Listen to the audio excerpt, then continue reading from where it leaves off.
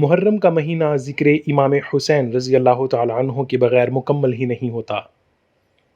جب حضرت مسلم بن عقیل رضی اللہ تعالیٰ عنہ کو حضرت امام حسین رضی اللہ تعالیٰ عنہ نے کوفے بھیجا وہاں کے حالات پر نظر ڈالنے کے لیے، اور انہوں نے امام علی مقام حضرت امام حسین رضی اللہ تعالیٰ عنہ کو لکھ بھیجا کہ آپ کوفہ تشریف لے آئیں۔ جب امام علی مقام کو وہ مکتوب ملا اور امام علی مقام نے کوفے کا ارادہ کیا، تب کن کن اصحاب نے آپ کو کوفے کی طرف جانے سے روکا اور کن الفاظ میں کوفے والوں کی حقیقت کو آپ کے سامنے آشکار کیا؟ آج کی ویڈیو میں آپ کے ساتھ ان اصحاب اور ان کی ملاقات کا ایک مختصر سا ذکر کریں گے۔ تاریخ طبری اور ابن اسیر کے مطابق سب سے پہلے آپ کی خدمت میں عمر بن عبد الرحمن مخزومی حاضر ہوئے اور عرض کیا، مجھے معلوم ہوا ہے کہ آپ کوفہ جا رہے ہیں، اس لیے میں آپ کی خدمت میں محض خیر خواہی کے لیے حاضر ہوا ہوں، اجازت ہو تو کچھ عرض کروں؟ فرمایا، ہاں کہو، تم سچے ہمدرد اور مخلص ہو۔ انہوں نے کہا، آپ ایسے شہر میں جانے کا ارادہ فرما رہے ہیں جہاں اس حکومت کے امراء و عمال موجود ہیں جس کے قبضے میں بیت المال کا خزانہ ہے، اور آپ جانتے ہیں عوام تو درہم و دینار کے بندے ہوتے ہیں، اس لیے مجھے اندیشہ ہے کہ جن لوگوں نے آپ کو بلایا اور آپ کی نصرت کا وعدہ کیا ہے وہی مال و دولت کے طمع اور لالچ میں آ کر آپ سے لڑیں گے، اس لیے آپ کوفے نہ جائیں۔ امام علی مقام نے ان کے ہمدردانہ مشورے کا شکریہ ادا کیا اور ان کو دعا دی۔ تاریخ طبری، البدایہ و نہایہ اور ابن اسیر میں ہے کہ ان کے بعد حضرت عبداللہ بن عباس رضی اللہ تعالیٰ عنہ آئے اور فرمایا، بھائی، لوگوں میں چرچا ہو رہا ہے کہ آپ کوفہ جا رہے ہیں، کیا یہ درست ہے؟ آپ نے فرمایا، ہاں، انشاءاللہ میں 1-2 روز میں جانے والا ہوں۔ ابن عباس نے کہا، میں آپ کو خدا کا واسطہ دیتا ہوں کہ ایسا نہ کیجیے، البتہ اگر اہل کوفہ نے موجودہ حکومت کے حاکم کو قتل اور اپنے دشمنوں کو وہاں سے نکال دیا ہوتا اور حالات پر ان کا پورا قابو ہوتا تو آپ کا جانا درست تھا، لیکن اگر انہوں نے آپ کو ایسی حالت میں بلایا ہے کہ ان کا امیر ان میں موجود ہے اور اس کی حکومت قائم ہے اور اس کے عمال خراج وصول کرتے ہیں، تو آپ جان لیجئے کہ انہوں نے آپ کو صرف جنگ و جدال کے لیے بلایا ہے۔ مجھے خوف ہے کہ یہ بلانے والے آپ کو دھوکہ دیں گے، جھٹلائیں گے، بے یار و مددگار چھوڑ دیں گے، بلکہ حکومت وقت سے مل کر آپ سے لڑیں گے اور سب سے بڑے دشمن ثابت ہوں گے۔ امام پاک نے فرمایا، میں خدا تعالیٰ سے خیر کا طالب ہوں اور دیکھتا ہوں کیا ہوتا ہے۔ تاریخ طبری، البدایہ و نہایہ اور ابن اثیر میں ہے کہ ان کے بعد حضرت عبداللہ بن زبیر رضی اللہ تعالیٰ عنہ آئے اور کہا، آپ کا کیا ارادہ ہے؟ فرمایا، میں کوفہ جانے کے لیے سوچ رہا ہوں کیونکہ وہاں کے اشراف اور میرے پیروکاروں نے مجھے بلایا ہے اور میں خدا سے خیر چاہتا ہوں۔ ابن زبیر نے کہا، اگر آپ کے پیروکاروں کی طرح میری وہاں کوئی جماعت ہوتی تو میں ضرور جاتا۔ پھر ابن زبیر کو خیال ہوا کہ میری اس بات سے امام کو میرے متعلق کوئی شبہ یا کوئی بدگمانی نہ پیدا ہو جائے، تو کہا کہ اگر آپ حجاز ہی میں رہ کر حصول خلافت کی کوشش فرمائیں تو ہم سب آپ کی بیعت کریں گے اور آپ کا پورا ساتھ دیں گے اور ہر طرح کی خیر خواہی کریں گے۔ امام نے فرمایا، میں نے اپنے والد ماجد سے سنا ہے کہ مکہ مکرمہ میں ایک مینڈھا ہوگا جو مکہ کی حرمت کو حلال کر دے گا، میں نہیں چاہتا کہ وہ مینڈھا میں بنوں۔ غرض ابن زبیر نے بہت اصرار کیا کہ آپ حرم مکہ ہی میں رہیں اور آپ کا سارا کام میں کروں گا۔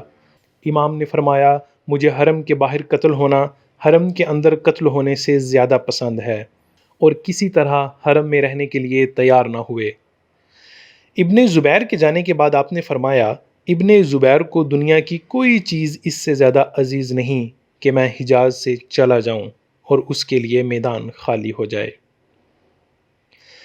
اسی دن شام کو یا دوسرے دن صبح کو حضرت ابن عباس پھر آئے اور کہا، بھائی، میں چاہتا ہوں کہ صبر کروں مگر مجھے صبر نہیں آتا، اس لیے کہ مجھے اس سفر میں تمہاری ہلاکت کا خوف ہے۔ اہل عراق ایک غدار قوم ہیں، آپ ہرگز ان کے قریب نہ جائیں بلکہ اسی شہر میں مقیم رہیں۔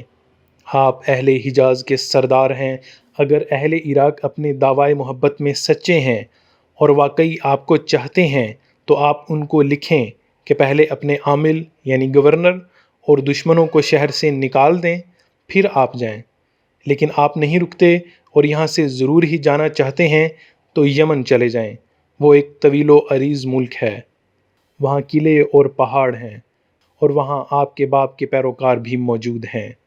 وہاں الگ تھلگ رہ کر لوگوں کے پاس اپنا پیغام بھیجیں۔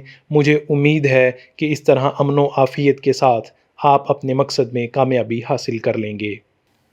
امام عالی مقام نے فرمایا، باخدا مجھے یقین ہے کہ آپ میرے مشفق اور خیر خواہ ہیں، لیکن اب تو میں جانے کا مصمم ارادہ کر چکا ہوں۔ ابن عباس نے کہا، اچھا ضرور ہی جانا ہے تو عورتوں اور بچوں کو تو ساتھ نہ لے جائیں۔ مجھے ڈر ہے کہ کہیں آپ بھی حضرت عثمان رضی اللہ تعالی عنہ کی طرح اپنی عورتوں اور بچوں کی آنکھوں کے سامنے قتل نہ کر دیے جائیں۔ پھر کہا، آپ نے ابن زبیر کے لیے میدان خالی کر کے اس کی آنکھیں ٹھنڈی کر دیں۔ آپ کے ہوتے ہوئے کوئی اس کی طرف التفات نہیں کر سکتا تھا۔ خدائے وحدہ لا شریک کی قسم، اگر میں یہ سمجھتا کہ میں آپ سے دست و گریباں ہو جاؤں، یہاں تک کہ میرا اور آپ کا تماشا دیکھنے کے لیے لوگ جمع ہو جائیں اور آپ میرا کہنا مان لیں گے، تو میں ایسا بھی کر گزرتا۔ چونکہ قضاء و قدر کے احکام نافذ ہو چکے تھے، ہونا وہی تھا جو اللہ تبارک و تعالیٰ کو منظور تھا۔ اس لیے حضرت ابن عباس رضی اللہ تعالیٰ عنہ کی کوشش بھی کارگر ثابت نہ ہوئی اور وہ اٹھ کر چلے گئے۔ پھر حضرت ابوبکر بن حارث حاضر ہوئے اور عرض کی کہ آپ کے والد ماجد مسند خلافت پر مطمئن تھے اور مسلمانوں کا ان کی طرف عام رجحان بھی تھا اور ان کے احکام پر سر بھی جھکاتے تھے۔ شام کے علاوہ تمام ممالک اسلامیہ ان کے ساتھ تھے۔ باوجود اس اثر و اقتدار کے جب وہ معاویہ کے مقابلے میں نکلے تو دنیا کی تمام لوگوں نے ان کا ساتھ چھوڑ دیا، اور صرف ساتھ ہی چھوڑنے پر اکتفا نہ کیا بلکہ ان کے سخت مخالف ہو گئے، اور خدا کی مرضی پوری ہو کر رہی۔ ان کے بعد آپ کے بھائی کے ساتھ عراقیوں نے جو کچھ کیا وہ بھی آپ کو معلوم ہے۔ ان تجربات کے بعد بھی آپ اپنے والد ماجد اور بھائی کے دشمنوں کے پاس اس امید پر جا رہے ہیں کہ وہ آپ کا ساتھ دیں گے۔ یقین جانیے کہ عراقی دنیا کی طمع اور مال کی حرص میں آ کر آپ کا ساتھ چھوڑ دیں گے۔ یہ سگانے دنیا فوراً آپ کے دشمنوں سے مل جائیں گے۔ یہ آپ کی محبت اور مدد کا دعویٰ کرنے والے ہی آپ کے دشمن ثابت ہوں گے۔ ابو بکر بن حارث کی پرزور تقریر بھی آپ کے عزم و استقلال میں کوئی تزلزل پیدا نہ کر سکی، اور آپ نے فرمایا، ہاں خدا کی مرضی پوری ہو کر رہے گی۔ غرض کے اور بھی آپ کے چند احباب نے روکا مگر وہ بھی ناکام ہوئے، اور آپ کے پختہ ارادے میں کوئی تبدیلی نہ آئی۔